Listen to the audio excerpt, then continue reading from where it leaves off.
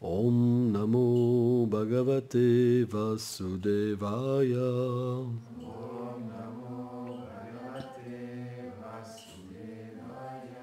Om Namo Bhagavate Vasudevaya.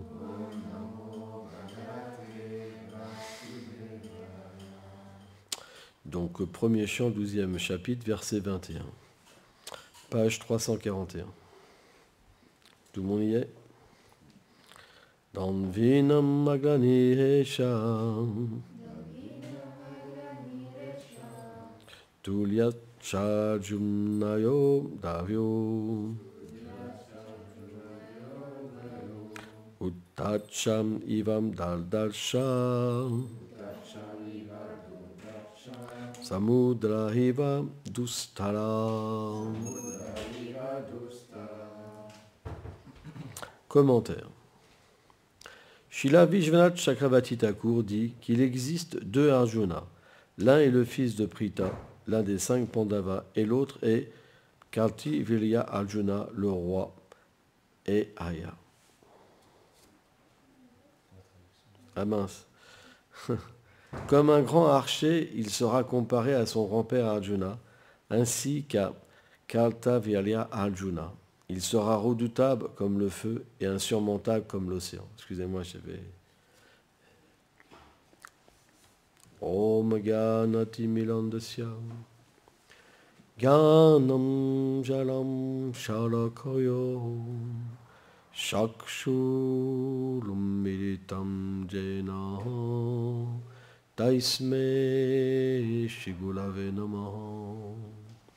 Namam Vishnu Padaya Krishna Prestaya Bhutale Shrimate Bhakti Vedanta Swaminiti Namine Namaste Sarasvati Deve Kauravani Pracharine Nilveshesha Sunyavadi Prachatya Deshatarine Vanchakalpatarupyacham Kripa Sindhu Bhyaeva Cha Patitanam Pavanebhyo Vaishnavebhyo Namo Namaha.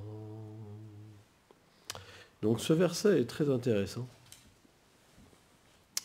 car il révèle que selon la lignage que nous appartenons, nous développons les qualités similaires. C'est pourquoi si nous sommes véritablement connectés au maître spirituel et que nous recevons à travers la miséricorde du maître spirituel le lignage de notre filiation spirituelle qui remonte jusqu'à Shrimati Radharani, alors nous obtenons les mêmes traits que les habitants de Vrindavan. C'est ça le secret. Mais comment on obtient ça ? Par une foi ferme, en perdant l'identification avec les liens du corps. Et cela, c'est possible en suivant les instructions des Vaishnavas, en recevant l'initiation de Vaishnava et en s'absorbant constamment dans le pur nom du Seigneur suprême. Lorsqu'on s'absorbe dans le pur nom, on perd toute identification avec le corps matériel, avec les liens, avec les êtres de ce monde, et on peut réaliser notre état éternel, notre forme spirituelle, notre nom spirituel, et notre service dans le monde transcendantal. Et à partir de là, on peut comprendre qu'on est connecté. Avant, on est indépendant. On vit notre petite vie. On a nos affaires dans ce monde. On peut avoir un tilak, être habillé en sannyasi, jouer toutes sortes de jeux, être acharya, avoir des disciples, ce que vous voulez, mais vous n'avez pas une réelle connexion. Comment cette connexion, elle vient ? Par le chant des saints noms. Si vous avez la foi dans le chant des saints noms, le saint nom va vous contrôler. C'est l'étape où le nom, il chante tout seul sur la langue. Vous ne pouvez plus vous arrêter de chanter. Vous ne savez pas ce qui va devenir. Et vous êtes emporté, en fait, dans la transcendance. Un tel dévot, il peut chanter 3 fois 64 tours comme ça, mais très facilement. C'est rien pour lui, parce qu'il est contrôlé. il est contrôlé par l'extase, par le goût, par l'amour de Dieu. Il est emporté. C'est ça la connexion. Tant que vous n'êtes pas à ce niveau-là, ça veut dire que vous n'êtes pas connecté, vous n'êtes pas abandonné. Il n'y a pas d'abandon. Vous acceptez simplement Krishna parce que, en fait, ça vous apporte une satisfaction. Mais il n'y a pas encore le plein abandon. Alors bien sûr, c'est déjà un grand pas et c'est énorme. Et quand on dit ça, il ne faut pas vous décourager, il ne faut pas être comme un idiot. Un idiot, il se décourage. Il dit, oh, le gourou n'est jamais content. Hein? Il se décourage tout de suite. Non. Pourquoi le maître spirituel pousse ses disciples à aller plus loin? C'est pour qu'ils goûtent plus et qu'ils deviennent des âmes réalisées. On n'accepte pas un gourou pour ne pas changer. On accepte un gourou parce qu'il va pouvoir trancher nos attachements et nous permettre de goûter le pur nom du Seigneur suprême. Qu'est-ce que donne un gourou sans ça? Il est là pourquoi? Pour vous dire, continuez à fumer de la marijuana, faire des non-sens, côtoyer les matérialistes et développer simplement des qualités matérielles? Non. Chaitanya Mahaprabhu a dit, on reconnaît un pur dévot car il a coupé Asad Sangha, la mauvaise association. Parce que dans la mauvaise association, on parle de vie sexuelle, de tromperie, de duplicité. Qu'est-ce qu'on obtient? Juste l'identification au corps et les désirs de rester vie après vie dans ce monde matériel. Mais si on s'associe avec les Vaishnavas, les purs dévots, qu'est-ce qu'on entend? Ça nous tranche tous nos attachements. Et alors on devient situé dans une conscience pure. Il n'y a pas le choix. Gourou, ça veut dire lourd. C'est quelqu'un qui peut vous exprimer la vérité directe et qui peut vous extirper du monde matériel. Si vous n'êtes pas prêt, il ne faut pas accepter un gourou. C'est pas si simple. Parce que les paroles du Vaishnava, elles ne vont pas dans le sens de ce monde. Elles vont dans le véritable sens. En fait, chez la Bhaktivedanta Swami Prabhupada, chez la Jiva Goswami, Sanatana Goswami, Bhaktivedanta Thakur, Vishwanath Charik Thakur, tous expliquent que ce monde matériel, tous ces milliards d'univers, c'est tout petit. C'est simplement des âmes, même si c'est illimité, qui veulent leur indépendance, qui veulent essayer de goûter un goût par eux-mêmes. Mais le monde transcendantal, il est illimité comparé à tous ces univers matériels. En espace, en nombre d'habitants, en félicité, tout. C'est pourquoi on ne devrait pas penser que ce monde est la réalité. Ce n'est pas parce que tout est à l'envers qu'on doit se dire que je dois être comme tout le monde. Une fois qu'on chante le pur nom, que le pur nom vient toucher notre cœur et qu'on réalise qu'on n'a rien à voir avec ce monde, on devient tellement satisfait.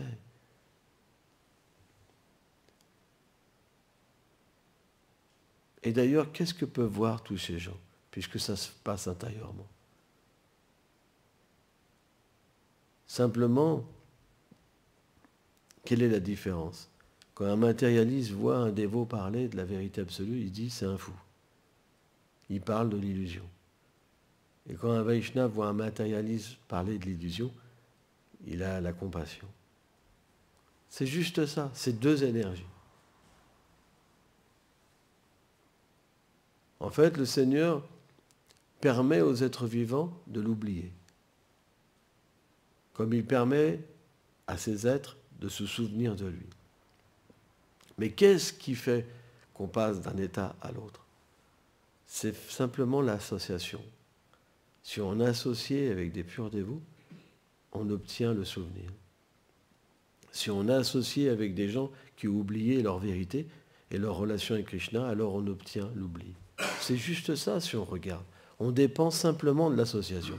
C'est pour ça que Bhaktivinoda Thakur explique. Si nous voulons progresser, nous devons avoir constamment une bonne association. Alors bien sûr, le commun des mortels, il va dire, mais comment c'est possible d'avoir constamment une bonne association?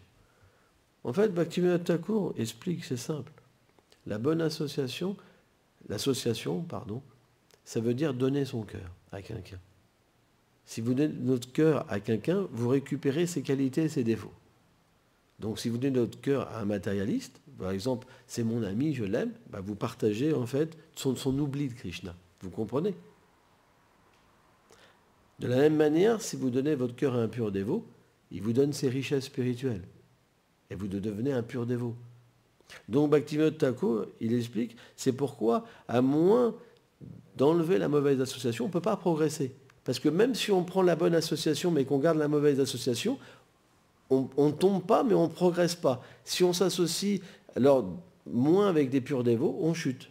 Donc on ne peut pas progresser.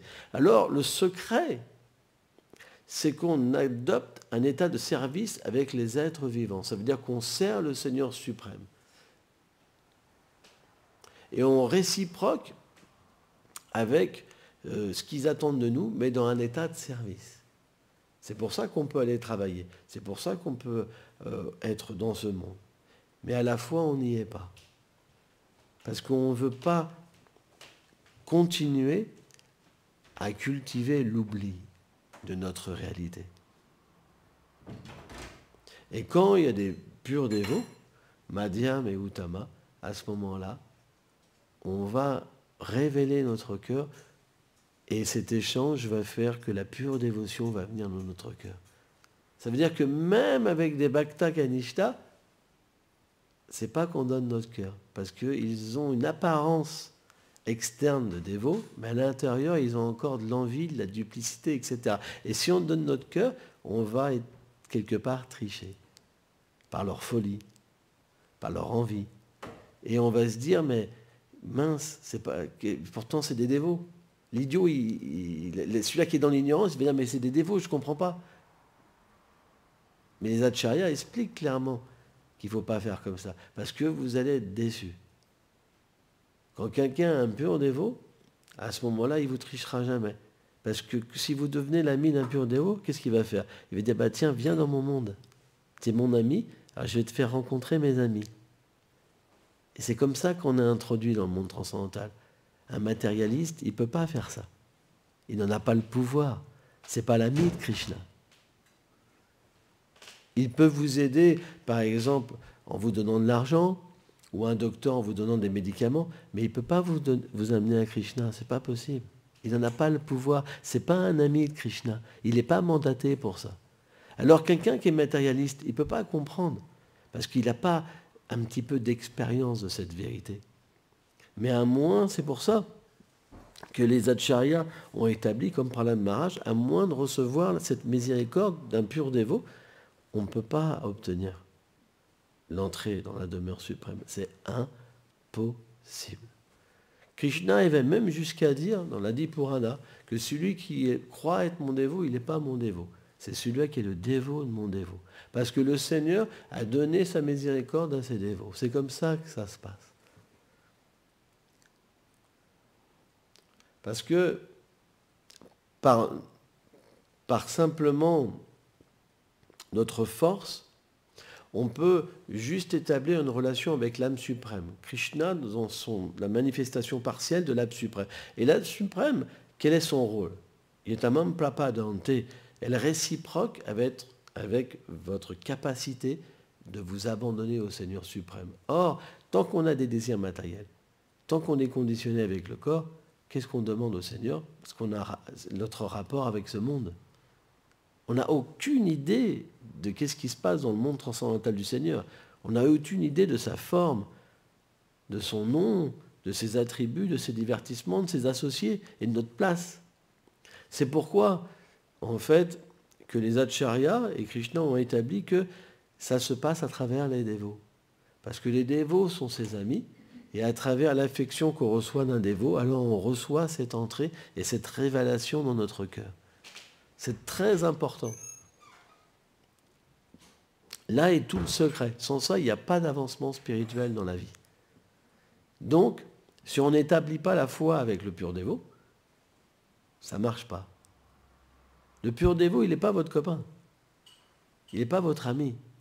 Il est en fait celui qui est mandaté par le Seigneur.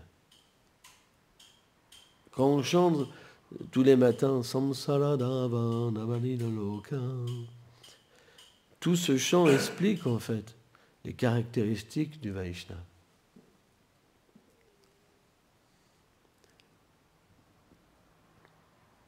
Et donc c'est très important d'étudier les livres de Bhaktivinoda Thakur, Narottam Das Thakur, qui expliquent véritablement la nature du pur service de dévotion, la nature des purs dévots.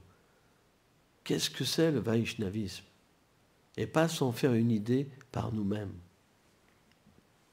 Ça doit descendre à travers notre filiation spirituelle. Et ça doit nous amener à, si on est vraiment connecté, à développer un goût extraordinaire.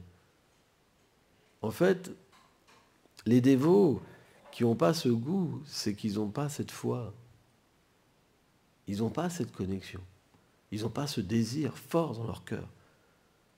Leur désir est ailleurs. Ils en entendent parler, mais ça ne peut pas traverser leurs oreilles. Ça ne peut pas atteindre leur cœur. Ça ne reste pas. Et c'est un problème. Parce que les Vaishnavas, ils veulent qu'on progresse. C'est très important. Ils ne veulent pas qu'on reste à ce niveau, d'être dans la fatigue tout le temps, dans les problèmes, dans la concupiscence, dans l'ignorance. Ils ne veulent pas ça pour nous. Ils sont nos amis. Ils goûtent quelque chose d'extraordinaire, ils veulent qu'on le goûte. C'est pourquoi, Srila Prabhupada, en venant en Occident, à travers l'ordre de Bhaktisiddhanta, Gokishore Bhajimala, Bhaktivinoda Thakur, Chaitanya Babaji Maharaj, Narottam, etc., ils nous ont en fait apporté tout ce qu'on avait besoin. On n'a besoin de rien d'autre. Et surtout, on a besoin du Saint-Nom et de la miséricorde des Vaishnavas. Tout peut être obtenu de cette manière-là. Mais on doit établir cette vérité à travers la foi et l'expérience. On n'est pas un mouvement de littérature morte, avec une foi comme un religieux. J'ai foi, j'ai foi, j'ai foi, j'ai foi, je suis sauvé, alors qu'on n'est pas du tout sauvé. Sauvé, ça veut dire expérimenter. Il y a plein de religieux qui sont comme ça. Vous leur dites alors, ah bon, moi j'ai été sauvé le 5 octobre, et alors tu es libéré de la concupiscence, bah pas vraiment. Et tu n'as plus de colère, bah il y en a encore. Et ça, bah il y a encore, bah ça, il y a. Mais alors, tu es délivré de quoi? Bah je suis délivré. Vous comprenez? Être délivré, ça veut dire vraiment être délivré. Ce n'est pas une spéculation intellectuelle, c'est qu'il y a l'expérience d'un autre monde qui vient en nous, un monde qui est pur, et qui fait que graduellement la pureté vient en nous. Alors c'est graduel, mais on ne revient jamais à ce qu'on était avant. Et on ne peut pas. Vous comprenez? On ne peut pas, on ne peut plus se dégrader. En fait, quand on voit les Vaishnavas tomber, et qu'on pensait qu'ils étaient qualifiés, c'était juste un jeu. Ils n'étaient pas qualifiés. Parce que quand on devient qualifié, on ne peut plus revenir en arrière. Parce que notre être a changé. Notre réalité s'exprime. Et ce qui était faux est dissous, en fait. C'est pourquoi un vrai Vaishnava, il ne tombe plus.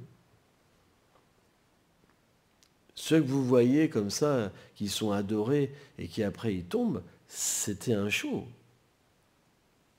Ils avaient peut-être une certaine sincérité, mais elle a été mangée par finalement leurs mauvaises choses qu'ils avaient encore à l'intérieur, parce qu'ils ont voulu du pouvoir, des disciples. Mais celui qui chante vraiment, Chaitanya Mahaprabhu explique,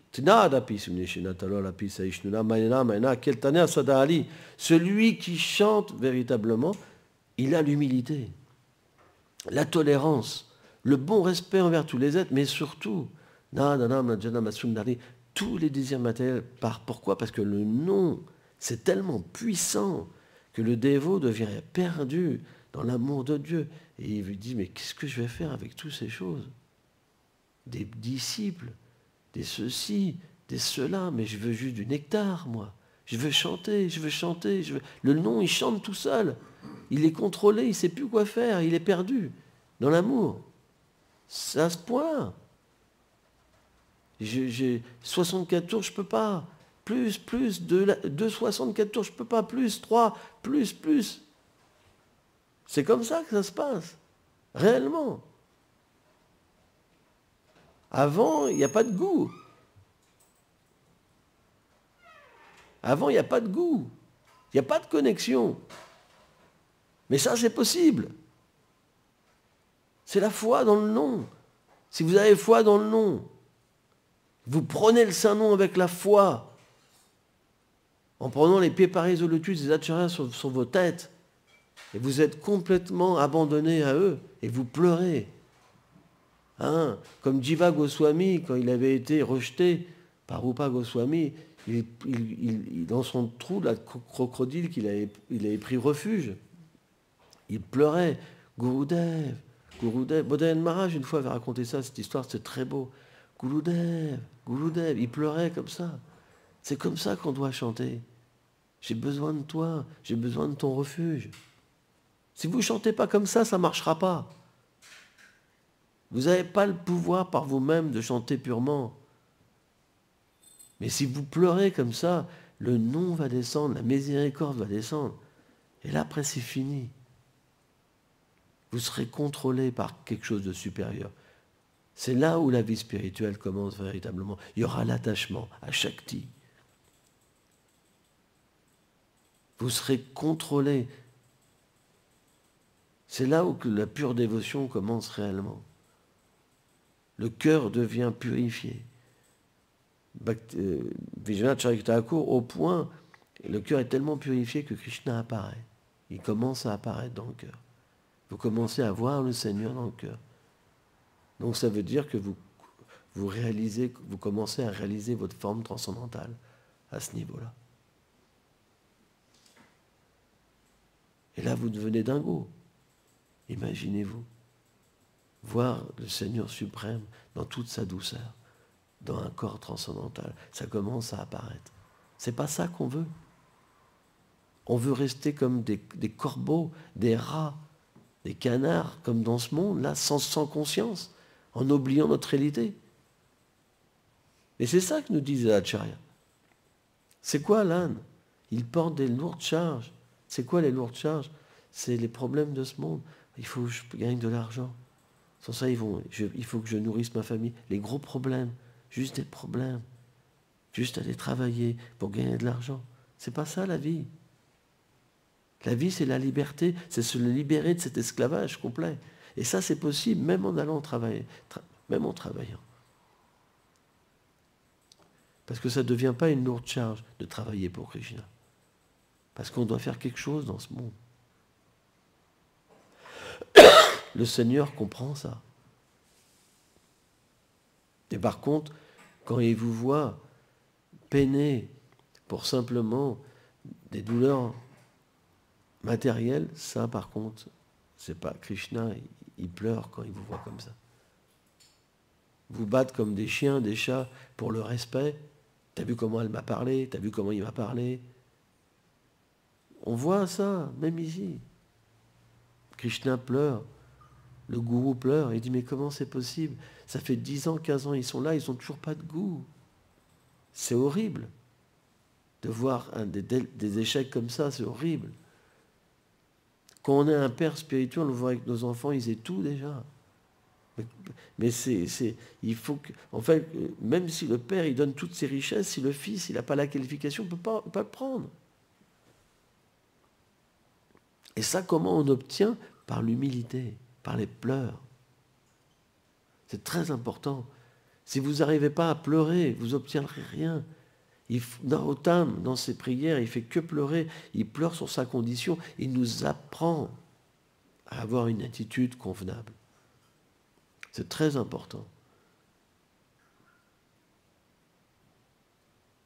Et on verra que plus l'attitude sera profonde, plus notre amitié sera pure. Et après, ça sera comme le monde spirituel. On aura des relations qui seront pures. Quand il n'y a pas ces relations-là, tout peut devenir comme un feu de forêt. Vous savez, quand vous avez deux bambous qui se frottent, il y a le feu qui peut apparaître. Eh bien, tant qu'on n'est pas pur, la querelle peut venir dans une communauté et nous détruire. Et ça, c'est une réalité. C'est pourquoi on doit, pour nous-mêmes et pour les autres, avoir une pratique puissante, un bhajan puissant. On doit être fixé. Comme Haridas Thakur. Même s'il me coupe en morceaux, j'arrêterai pas de chanter. On doit augmenter nos tours. Chanter avec conviction. Se lever tôt le matin. Passer le Saint-Nom avant toute chose. Parce que le Saint-Nom, c'est la vérité suprême. C'est Krishna. Krishna est partout, dans chaque chose. On ne peut pas enlever la vérité qui nous donne l'intelligence, qui nous fait diriger la nourriture, qui nous donne le souvenir, qui nous donne l'oubli, qui nous permet de relationner avec les êtres, et surtout, qui nous a manifesté. On n'a pas d'indépendance. Pourquoi on mettrait Krishna de côté? C'est juste de la folie. C'est ce qu'on appelle Maya, l'illusion. On devrait prendre du temps pour lui, de plus en plus de temps, faire des arrangements pour être avec lui. C'est ça que Chaitanya Mahaprabhu nous a enseigné. C'est ça que nos acharyas nous ont enseigné. Et arrêtez de dormir.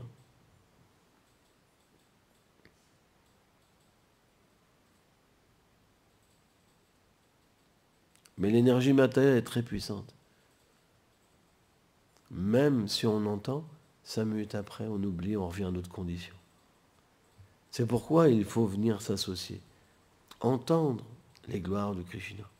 Parce que les gloires de Krishna, Krishna Suyasama Mayaya Andakala, elles sont comme le soleil, très puissantes, et elles chassent l'obscurité, les ténèbres. Quand le soleil est là, on peut voir la vérité. Quand l'obscurité est là, on peut prendre même une corde pour un serpent. On peut se faire tricher tout le temps. Penser que c'est la vérité alors que c'est l'ignorance. Et c'est ça le problème du monde matériel. C'est que tout est inversé. On pense que l'ignorance est la vérité. Brahma, il dit que l'être humain, c'est celui qui pense que sa souffrance est le bonheur. C'est la caractéristique de l'être humain. Bien qu'on souffre encore et encore, on pense, c'est ma vie de souffrir. Et c'est terrible. Quand on est adolescent, on pense que quand j'aurai une femme, je serai heureux. On n'a toujours pas trouvé le bonheur avec une femme. On se dit quand j'aurai des enfants, je serai heureux. Mais tout le monde a des problèmes et ça rapporte des problèmes. En fait, on fait qu'ajouter des problèmes. Parce qu'on ne met pas un devant, on ne met pas Krishna. On essaye par nous-mêmes de sauver notre situation, mais on voit qu'on creuse de plus en plus notre puits, notre tombe en fait. Plus on fait des arrangements, plus on s'embourbe. C'est pourquoi on doit absolument tirer profit des enseignements des acharyas qui sont considérés comme une corde. Le monde matériel, c'est comme un puits très profond. Et le jiva, l'âme, est dans le puits. Les instructions des Vaishnavas, c'est comme la corde. Il faut tenir cette corde. C'est très important. Avec une grande foi.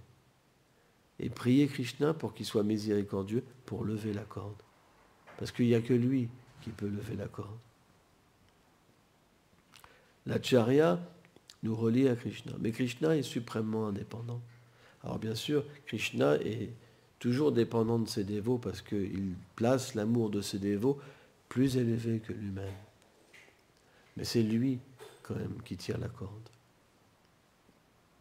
Donc quand on comprend ce processus, alors on devient un humble dévot, tolérant et respectueux.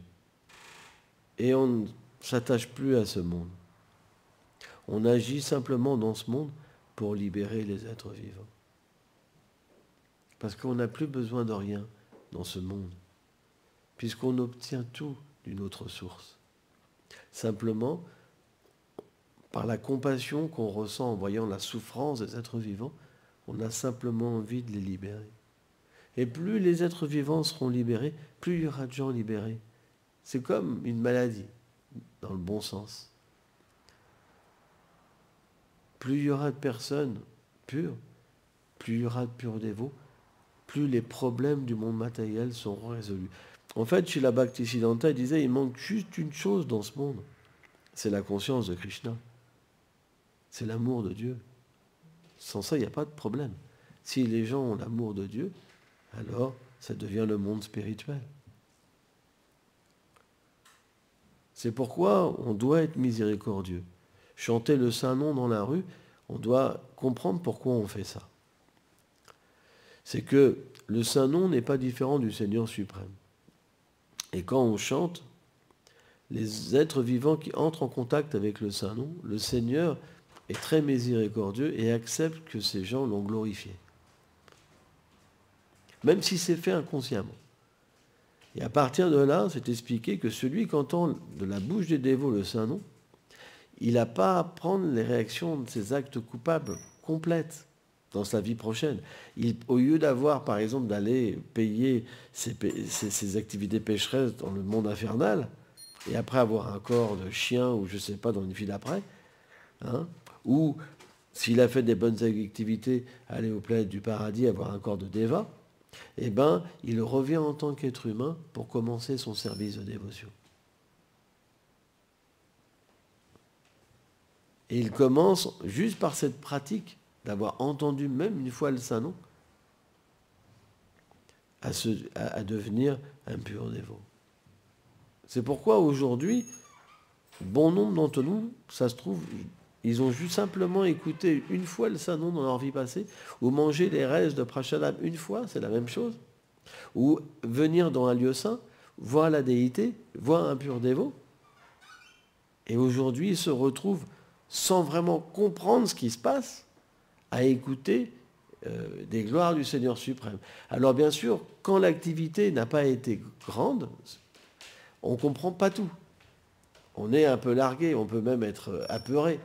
Mais plus on va pratiquer, et plus ça va s'installer et chasser notre mauvaise nature qu'on a contractée à travers les modes de l'ignorance, de la passion et de la vertu. Car quand l'âme, elle s'associe avec l'énergie matérielle, elle contracte une fausse nature. Bhaktivinoda Thakur, il donne l'exemple de l'eau. Si vous prenez l'eau et vous mettez au contact du froid, l'eau devient solide. Mais pourtant, ce n'est pas la nature de l'eau. La nature de l'eau, c'est être liquide. De la même manière, en s'associant avec la nature matérielle, on oublie notre relation avec le Seigneur suprême. Et on se lie, en fait, à travers des êtres vivants qui sont dans l'illusion. On essaye de refaire les mêmes choses.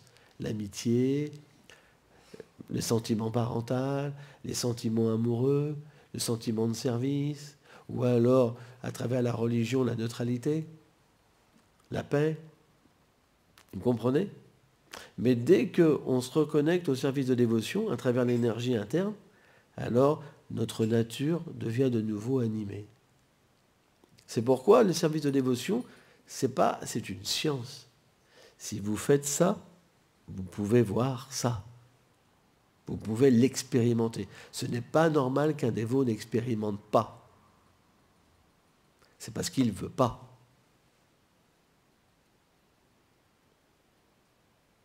S'il a la foi, il expérimente. Parce que le service de dévotion est une réalité éternelle. Krishna est une réalité éternelle.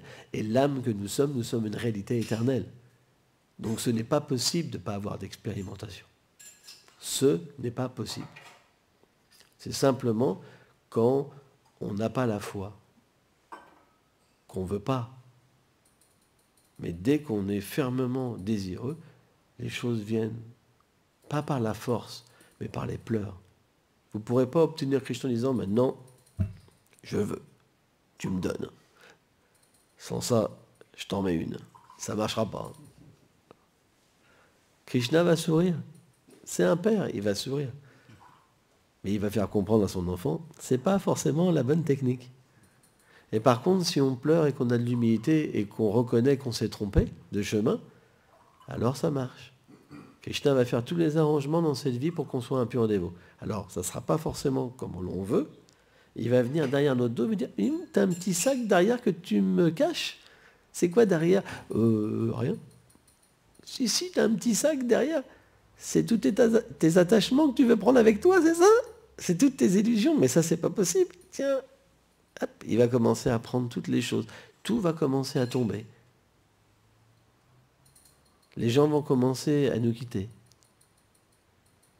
Et on va se retrouver complètement purifié de tout obstacle. Et à un moment qu'on n'aura plus rien, alors on pourra lever les bras. Et c'est à ce moment-là que le Saint-Nom vient. Quand on lève les bras qu'on a abandonnés, qu'on n'a plus de conception d'être dans ce monde, alors le nectar arrive.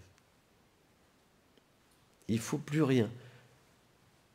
Rien ne vous appartient. Ce corps est à Krishna, l'âme est à Krishna, vos enfants, tout. Dès que vous avez une séparation, c'est ce qu'on appelle l'illusion. Tout lui appartient.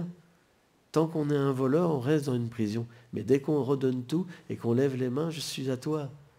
Tu es tout pour moi, ma mère, mon père, mes enfants, tu es tout. À ce moment-là, la liberté vient. C'est à ce moment-là qu'on peut chanter.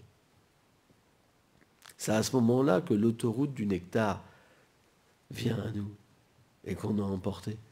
C'est rare, mais c'est possible. Vous pouvez y arriver. Le seul obstacle, c'est vous.